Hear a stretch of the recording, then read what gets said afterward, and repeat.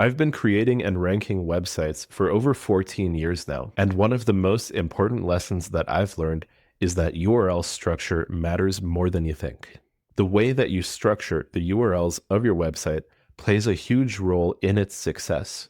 If you get the URL structure right, you can unlock massive ranking potential and get tons of traffic and show up in LLMs. And if you get the URL structure wrong, you can get taken out by algorithm updates really easily. I'm going to walk you through how URL structure impacts your rankings and how to create a URL structure that's going to ensure that your website's pages are going to rank and get traffic.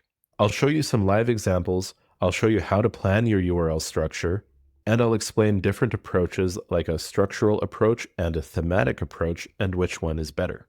So let's jump in. If you look into whether or not URL structure is a ranking factor, most of what you'll find online will actually say that it's not really a ranking factor, or at best is a weak ranking factor. But where this gets overlooked is it's not entirely about the actual URL that your individual pages have. It's more so about how your pages link to each other and how they're structured in folders. There have been studies in the past showing that short URLs tend to rank better. And there's also been research indicating that URLs that don't have many nesting folders going on will also rank better. So in this example, this URL structure here, /ranking factors, is a subfolder of the home page, and then /URLs is a subfolder within ranking factors. The whole research about short URLs and being closer to the homepage is basically saying that this page called ranking factors is going to rank better than this subpage about URLs. And in this example on Search Engine Journal's page, the ranking factors page does rank better and get more traffic than the individual child pages that are nested within ranking factors. But that's not necessarily because it is closer to the homepage. It's because of how site architecture works. So this ranking factors page essentially acts as a hub page, and all of the pages within it are spoke pages. Another way to think about it is that ranking factors is the cluster, and this is the main URL for that cluster, and every page within it belongs to this ranking factors cluster. Another way to look at this, if you've been around for a while, is silos. So ranking factors is basically a silo, and all of the pages within it support that silo structure. And one more way you can look at this is something called entity and attribute pairs. This is a concept from Semantic SEO. In this case, ranking factors would be the entity. Individual pages are attributes. So in this example, your entity attribute pair is ranking factors and Google Search Console. In Semantic SEO, you want to find all of the relevant entity and attribute pairs. It's basically the same thing as clusters, hubs and spokes, or silos. This is just the newest and most modern way to think about this structure. But let's go back to why this main ranking factors page performs better and gets more traffic than its individual child pages. It's not just because it has a short URL and because it's closer to the homepage. How this page is linked to within the website plays a much bigger role in the rankings than the actual URL structure. When this website gets crawled, it's going to discover the ranking factors page. And because there's no folders in front of it, it's a top-level page.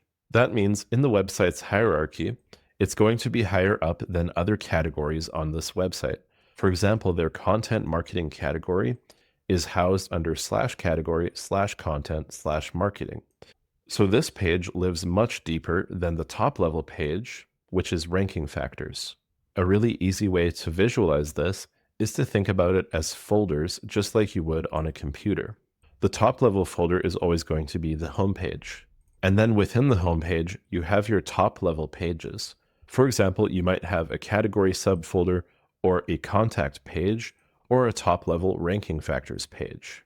Because it's right at the top, it's going to get crawled more frequently and more often, which in algorithm terms basically means that page is more important. And on top of that, it's also reinforced by the rest of the site.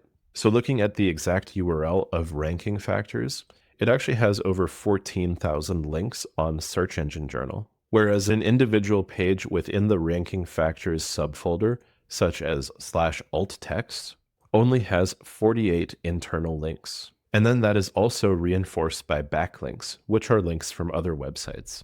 So the individual page alt text within ranking factors has 161 backlinks, and then the top level page of just ranking factors has 880 backlinks. So not only is the URL structure saying that this ranking factors page is more important, the internal links going to this page are saying it's more important, and the backlinks going to this page are saying it's more important. And then it's also reinforced by how many queries or keywords these pages are eligible for. A page covering Google's ranking factors is a much broader search term, and it's going to rank for a lot more keywords. For example, Backlinko's page ranks for over 1,000 keywords relating to Google ranking factors. But individual pages within this cluster, silo, query network, whatever you want to call it, are eligible for way less queries and keywords. For example, if you search "is alt text a ranking factor," you're going to find Search Engine Journal's page ranking number 1, but it only ranks for 14 keywords. So this page does a good job of ranking for this specific pairing of ranking factor and alt text, that is the entity and attribute pair. Even the individual queries that these pages can rank for are agreeing that the main ranking factors page is more important, should rank for more keywords, and it should get more traffic. So for a quick recap, the reason that URL structure impacts rankings is number 1, because of crawling and indexing. The closer your hub page is to your homepage, the more often it's going to get crawled. It's also seen as a top-level page. And then your URL structure is reinforced through your internal links. This ranking factors page has thousands of internal links throughout the site, and hundreds more backlinks that are reinforcing its importance. And then it's also a much broader page and is eligible to rank for many more queries and keywords compared to its individual pages. It makes sense for them to make both a ranking factors page and all sorts of individual pages covering a single ranking factor. Having both a main hub page and all these individual pages allows them to have much broader coverage on the keywords that they want to rank for. With this setup, they have visibility on broader terms like Google ranking factors, and then they also have visibility on really targeted terms. And this is basically how you want to be thinking about site structure. The top-level pages on your website need to be the most important pages that you want to be ranking for, because the rest of your site is going to be supporting those pages. Your internal linking structure is going to point back to your top-level pages. Your top-level pages are likely going to get more backlinks than your individual pages, and your top-level pages should be able to rank for a wide variety of general queries compared to your individual pages that are housed within that folder. So you really have to look at it with multiple lenses for it all to make sense. It's not just about the URL structure itself, it's more so about how it all works together. So now that you've got a decent understanding of how URL structure works, we can now apply this knowledge to planning site architecture or revisiting the site architecture for an existing website. If you're making a brand new website, it's a lot easier to get the site architecture right. If you're working on an established website and you want to change around the URL structure, that's going to get a lot more complicated. You'll need to do 301 redirects and update all of your internal links. Changing URL structures on existing websites also has some risk associated with it. You can either improve or hurt your rankings depending on how well you execute it. I'll cover updating existing website structure in future videos. For this video, we're starting from scratch because it's easier to learn. So in my example here, I have a basic site architecture for a new website that I want to make. I've already done some research to find the essential types of pages that I need to have to ensure that my site is successful. But now I need to plan the URL structure for my website because that's also going to have a big impact on how well it ranks. The first way, which is the most common, is basically to break it up by structure. And what I mean by that is I could house all of my generator pages. So you can see I've got some examples here like AI Avatar Generator and AI Movie Maker. I could create a top-level page called Generators. And then for my tools, I could create another top-level page called Tools. And I could continue this method for the rest of the pages on the website. So you can see I've got top level pages for generators, tools, solutions, effects, templates, resources, pricing, so on and so forth. And this is the most common URL structure that you're going to find on websites, which is just to break stuff up based on what type of content it is. And this works fine for a lot of pages. For example, my pricing page and my about page are definitely just going to be top-level structural pages. But there is a downside to having only structural pages, because you'll miss out on opportunities to create hub pages that can rank for broad keywords, just like the ranking factors page that I covered earlier. For example, if I made a page called AI Video Tools, and then within AI Video Tools, I put all of my individual tools, this is okay, but my AI Video Tools page is not going to rank for anything. Because if I were to search for AI Video Tools, while there is some search volume, the pages that are ranking are a totally different type of search intent. When someone is searching for AI Video Tools, the majority of what's coming up are listicle style comparisons, like this one, which compares 10 different video generation tools, or this Reddit post, which tries 5 different AI video tools. And then what ranks after that are main pages like AI video generator pages. And then another list, it's basically just landing pages and listicles. So if I were to create a page to house all of my AI video tools and just call it /tools, I'm basically shooting myself in the foot because I'm wasting a pretty good top level page that is going to acquire a lot of link juice or page rank, but it doesn't have that benefit of ranking for a broad list of terms or keywords. The only pages that would do well are the individual node pages. But because its parent page doesn't get any traffic, the individual child pages are not going to perform nearly as well.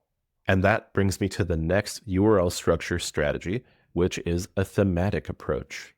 In a thematic approach, you're looking to group themes together to create more powerful pages. The thematic approach is basically how entity and attribute pairs work. For example, under generators, I have AR avatar generator. And then under solutions, I have AI avatars as a possible solution as well. So in a thematic approach, I could turn that into a top-level page called AI avatars. Then if I check the search results for AI avatar generator, it has over 4,000 searches in the US, and the pages that are ranking are following that strategy. We've got HeyGen here, and their URL is /avatars. And then we've got Dvid AI, and their URL is /AI avatar. But then number 3 and 4 have more of a structural approach.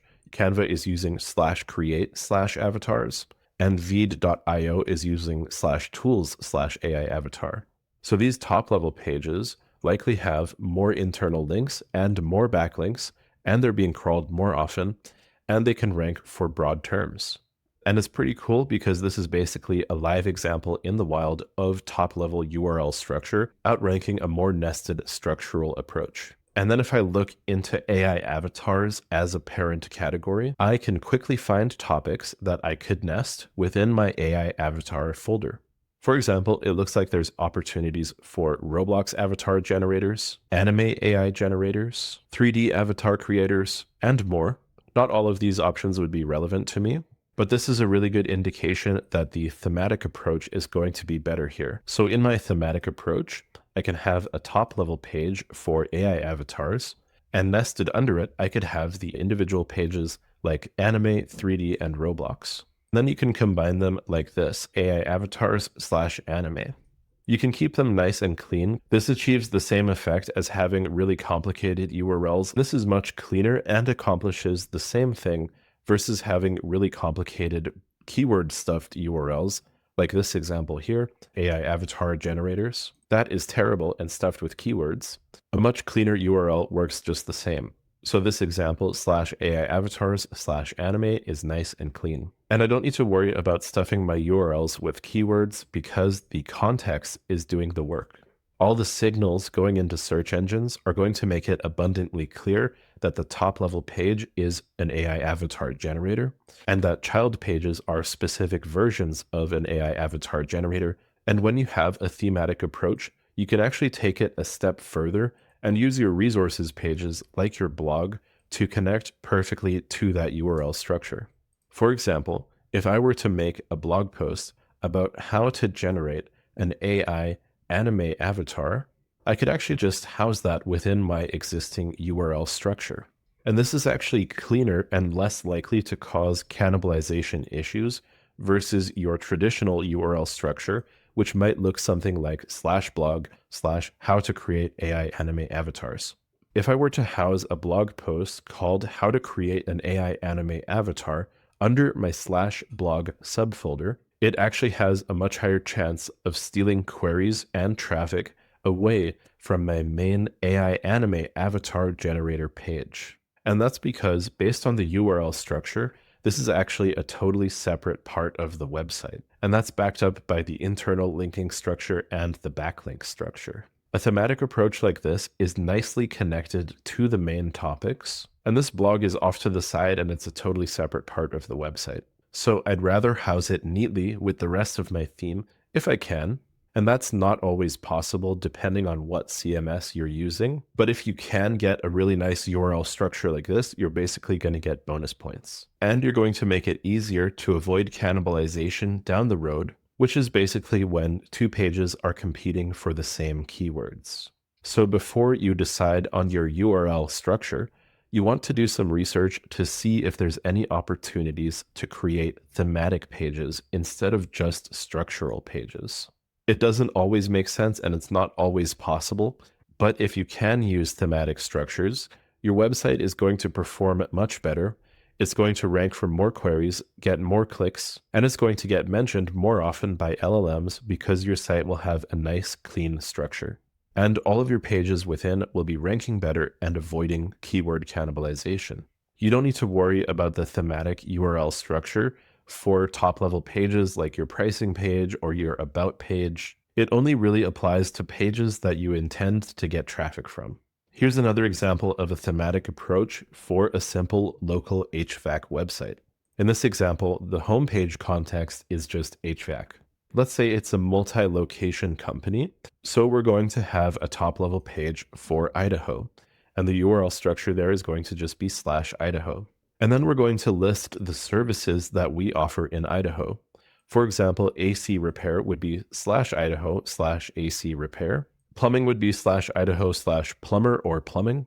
Furnace replacement could be /Idaho/furnace. Again, the URLs don't have to be stuffed with keywords. For local context specifically, grouping it based on location makes more sense than grouping it based on service. Because in local SEO, the location matters more than anything. In a structure like this, you're making your Idaho page more powerful by helping it rank for AC repair and furnace replacement and all of the services that you offer, but it doesn't work the other way around. If you had a really powerful plumbing page and trying to send people to specific location pages under plumbing, it doesn't make sense because you're going to get outranked by someone who has an Idaho plumbing page. So this is a bad example. You don't want to do that. If you're doing local SEO, the location is the most important factor. And here's one more example for an e-commerce site. In this example, the homepage is for a shoe store. And then we have a top-level category page for sneakers. And then we have subcategories for men's sneakers, women's sneakers, and kids sneakers. And again, this makes much more sense than having a top-level category for men's shoes and then dividing it up based on types of shoes like sneakers and running shoes and slippers. Because ranking for sneakers in general has way more search potential than ranking for men's footwear. So that is the importance of URL structure. It's not just about the URL themselves. It has a lot more to do with how your whole site works together. Your URL structure influences the internal links throughout your site, and it's also backed up by how many keywords your top-level pages are eligible to rank for. And it's also reinforced by the backlinks that your pages will get from other referring domains.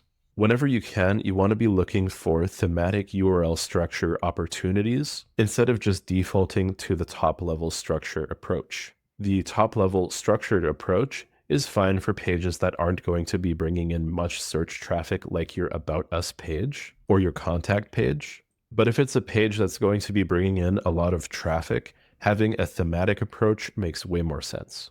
So now you can go ahead and plan out your site architecture to design top-level pages that are going to rank, to create clusters of pages that are going to work together, where the individual pages are all working towards lifting up the top-level page. You want to look at what your competitors are doing and cross-reference page opportunities with the search results and keyword research tools if you have them.